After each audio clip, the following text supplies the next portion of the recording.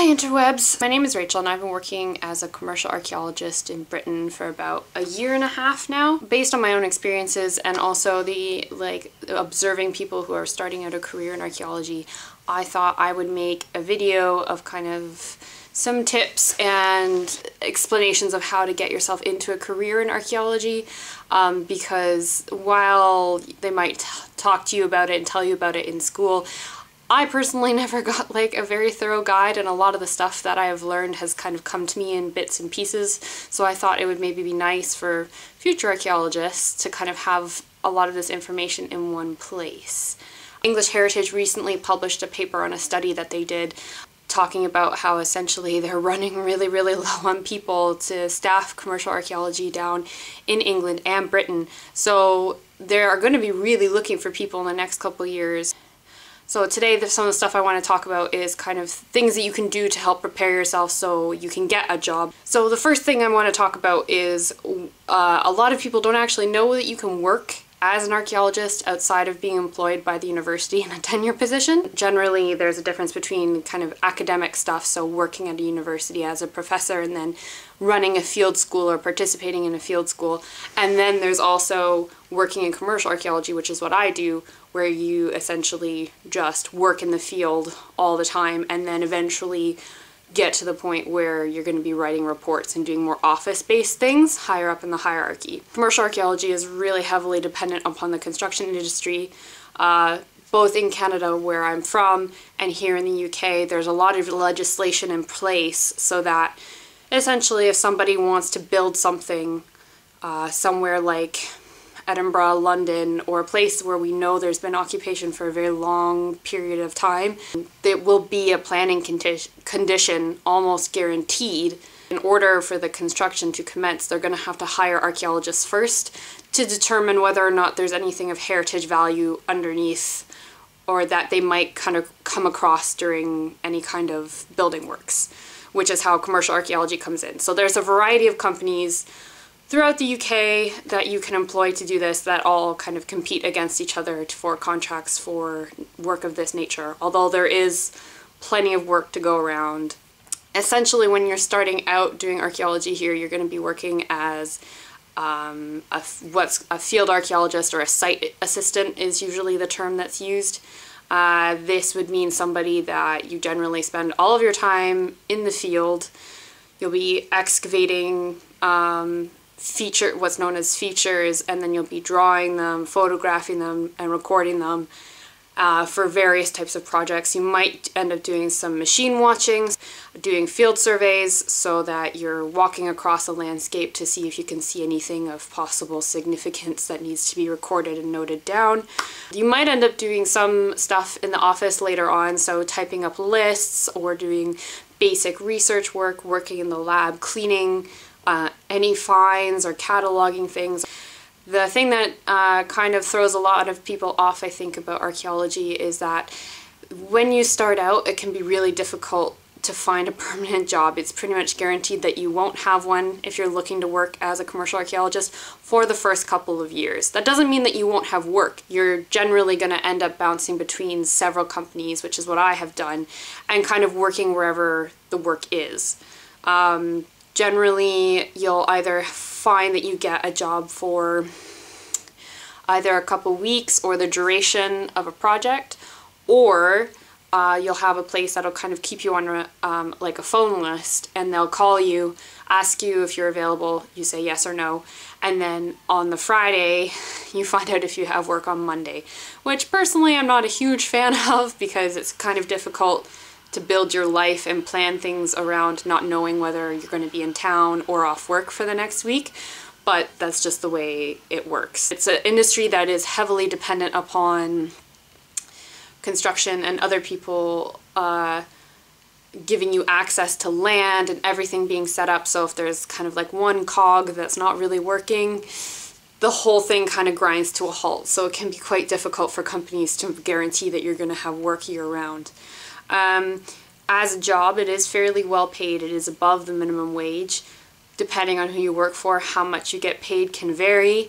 If you're on an away job where you're having to stay away overnight, you will get some kind of subsistence pay, and they will pay for your hotel room to stay in, or wherever, B&B, whatever, they will pay for you to stay there. Sometimes you have to go get groceries and make food for yourself. Sometimes if they don't have the facilities at the place you're staying at, you'll end up going out for dinner, and somebody will either pay for it or you'll get reimbursed. So it's always good to keep your receipts. So that's kind of the basics of what you need to know about going into work as an archaeologist. What do you need? What skills do you need to be an archaeologist? This specifically applies to the UK. It is also applicable in some ways for working in Canada and America, but it is slightly different over there, which is something I'll talk about in another video if people want me to. So the first thing you need is, besides an interest in doing archaeology as a job, is generally nowadays you're pretty much guaranteed you need to have an undergraduate degree. I know people who don't, however, it's going to be much more difficult for you to progress up the ladder in terms of pay and job, or maybe not more difficult, but it's definitely going to take you a much longer time. Most people these days also now have a master's, so mine in particular is in human osteoarchaeology. Have I used that since I got it? No.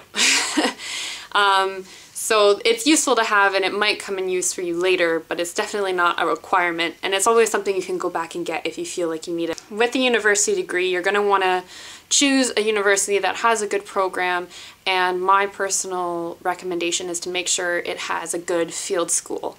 So pretty much every archaeology program you look at is probably going to have a field school or some kind of field requirement, but you're going to want to look at that requirement, make sure, and the school itself that's being offered, to make sure that it's somewhere you're maybe interested in digging in, what you're interested in digging, and then as well that it's going to have a good length and kind of a broad spectrum of skills that it's going to teach you, because archaeology is very much a discipline where you can learn a lot in the classroom, but you really, really need to be able to apply those skills in the field.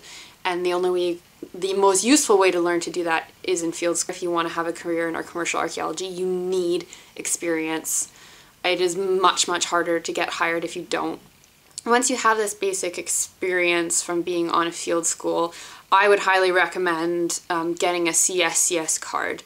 This is something that only applies to the UK. Canada does it a bit differently.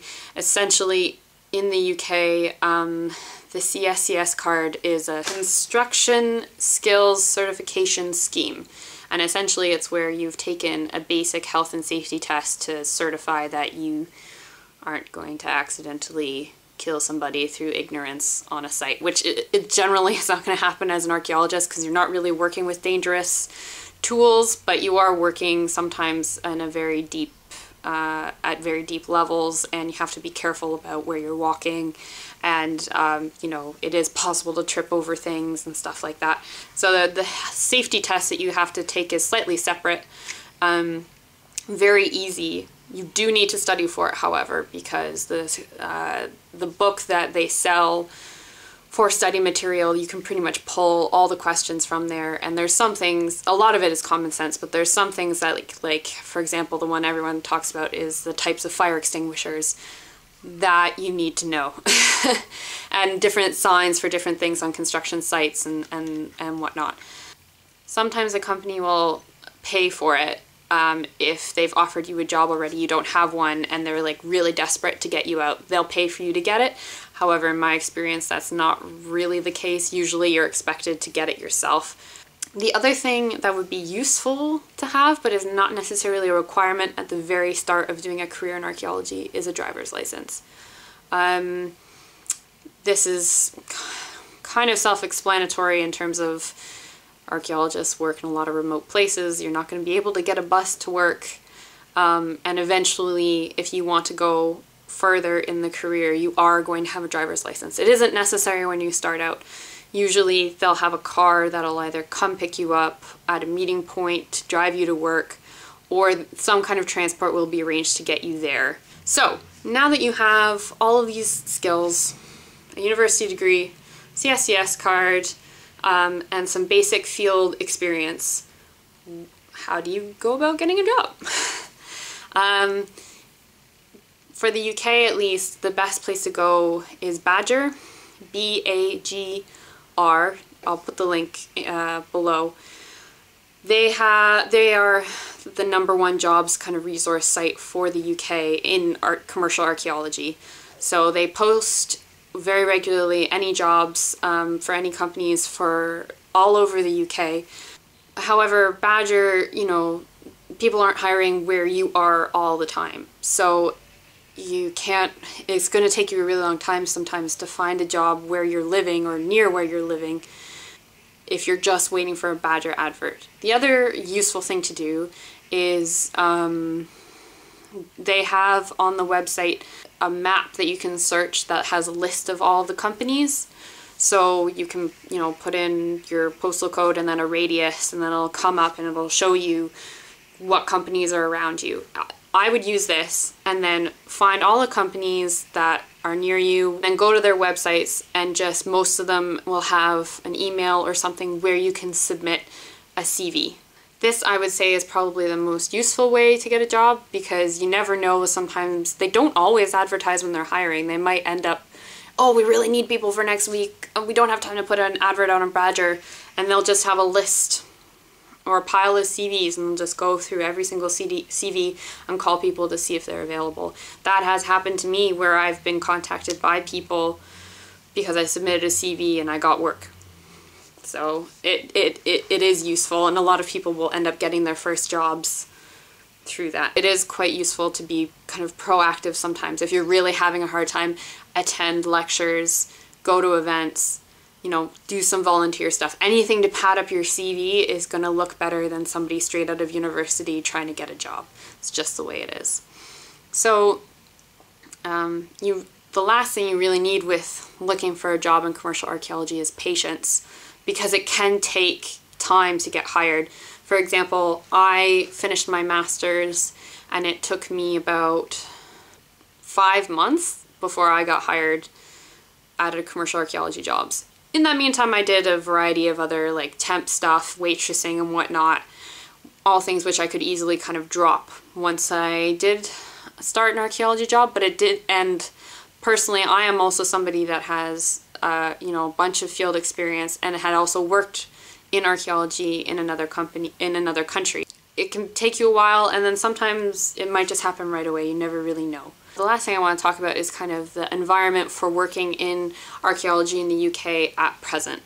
As I mentioned previously, they have about 75% of the people that they need to complete projects that are going to be coming up in the next couple of years, and they're really going to be struggling for people for the next little while. So it's going to be much easier to get a job than it was, say, during the recession.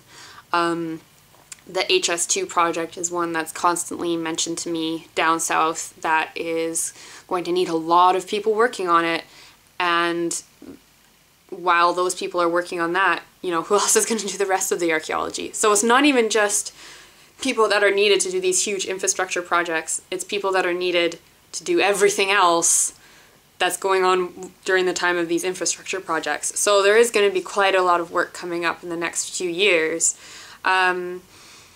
The other thing is, a big issue with archaeology in general nowadays is kind of an aging audience and an aging workforce. So not a lot of people are aware that you can do this as a job, and a lot of people that are interested in archaeology, such as people that go to volunteer stuff and talks and stuff like that, tend to be quite old.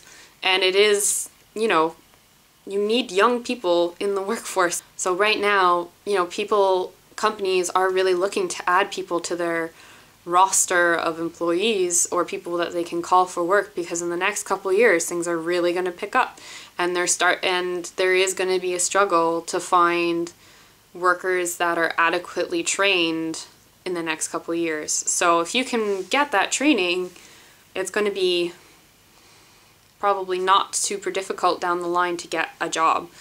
So that's been kind of my tips based upon my experience and those of my friends on kind of how to kind of start your career in archaeology, or kind of start planning a career in archaeology if you're interested in it. Please let me know if you liked the video. You can subscribe if you want. So I have a couple more videos planned. If you found this interesting and informative, please let me know. Thanks for watching, and hopefully I'll have another video for you soon. Bye!